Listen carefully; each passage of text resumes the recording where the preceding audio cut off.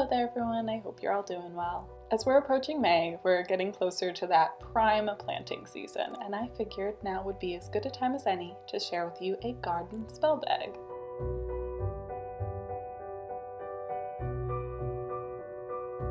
As you probably know by now, I'm a green witch, and so a majority of my spells and magical workings revolve around plants, herbs, greenery, and just the natural world in general. And so springtime has always held a special place in my heart, as it's now when everything comes back to life again and I can start spending my days in the garden. Each year on May 1st, I craft a little garden spell bag to gift protection and fertility to my garden in the months that follow. Now, this little charm can be used in a variety of ways. It doesn't just have to be a garden spell. The charm itself is designed to slowly release energy over a space as it decomposes and falls apart, due to exposure from natural elements, as it's supposed to be hung or buried outside. So it can easily be outfitted for a variety of circumstances and spell workings that could utilize the slow release of energies outside, such as a home protection spell. This charm is structured very simply and effectively, so there's no way you could mess it up, even if you alter the spell. Alrighty, I'm going to jump into talking a little bit more about the specifics of the garden spell bag, but remember, it doesn't have to be just for that purpose. Typically, a garden spell bag is designed to protect a garden and increase its fertility. And as I said earlier, this type of charm is designed to fall apart and go back into the earth, so the materials used must be able to decompose completely without damaging the environment.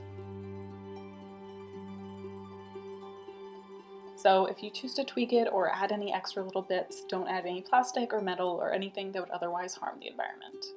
All I used for my charm was a bit of spare cloth from a recent sewing project made of natural fibers. I used white, but you're welcome to use any color of your choosing, especially if you're trying to draw a certain correspondence from it. I also used a bit of thread, twine, and a handful of herbs.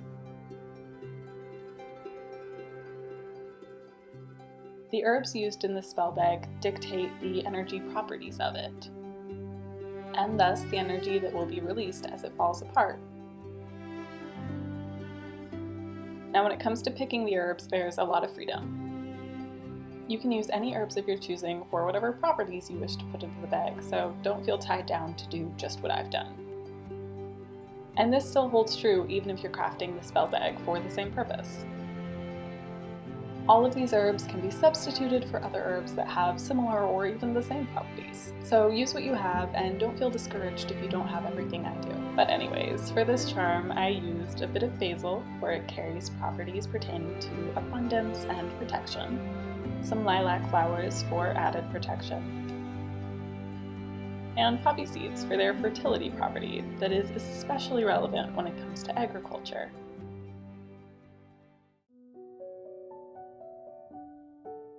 Now, for those of you that always ask how I figure out the properties of herbs, it's really quite simple. Personally, I tend to mostly lean off the medicinal properties of herbs. So, for example, lavender can be used internally to treat anxiety or sleep problems as it has a calming effect. So, I use this in spells for the same purpose. Another way to find properties is to look at traditional or social uses of an herb. So, for example, roses are often used in love spells, as for centuries we've gifted bouquets of roses to express love and thus the association. Another common way to determine properties is to look back at mythology and see how plants were envisioned or utilized in those stories. Or of course, you could do a simple Google search. Personally, nowadays, I tend to rely a little more on my herbal books, but I didn't always have access to that, and back when I only had the internet, I still was creating successful spells based on what I was finding on the internet. Now, I would recommend using a variety of sources if you go this route, or even the book route, because this helps solidify a belief in understanding in a property. Look for commonalities. If 3 websites say this herb has the same property, then it's a pretty safe bet that that herb carries that property.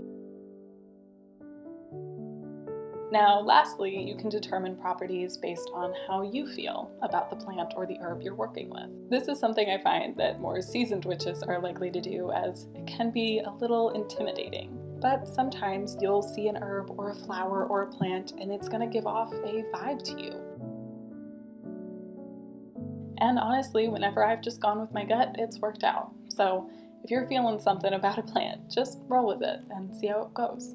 Okay, I hope that helped out some of you guys.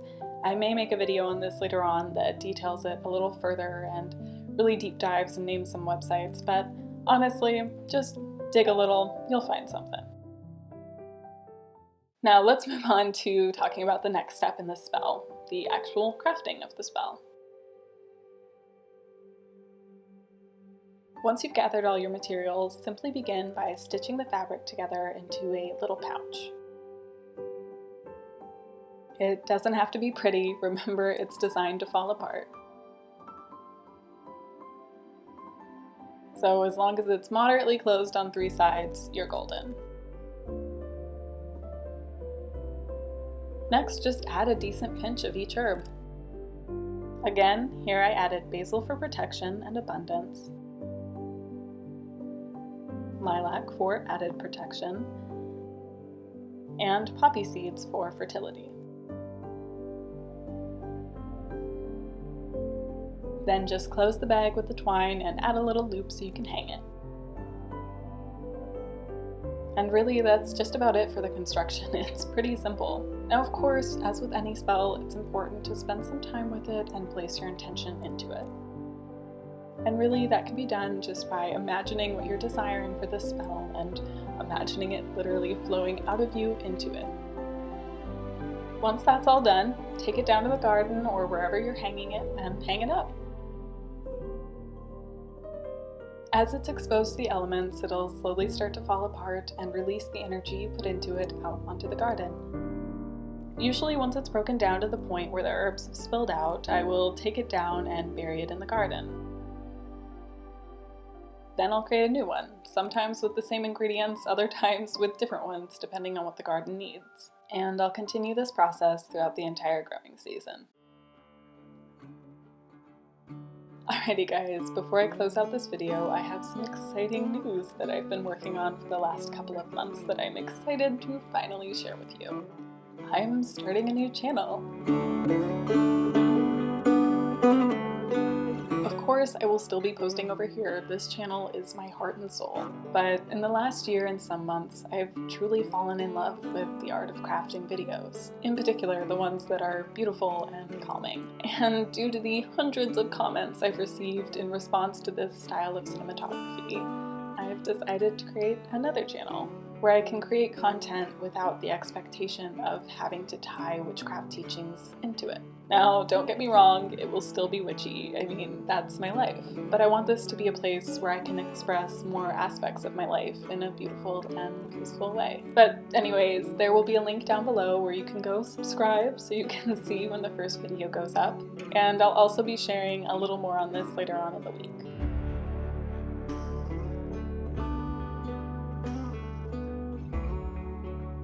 And again, I'd like to stress that this by no means will change how this channel is run. If anything, it may just make it a little witchier, because I'll have another outlet for creativity. The other channel is just going to be a place that houses all of me, instead of just this specific piece of me. So if any of you are interested in seeing more of my day-to-day or some peaceful, naturey videos, you should go ahead and check it out and subscribe. Once again, it will be linked down below and probably at the end of this video, and I will talk about it a little later on this week. So I hope to see you there soon. And for those of you that have made it all the way through this video, thank you for watching. I hope you enjoyed, and I hope to see you soon. Bye.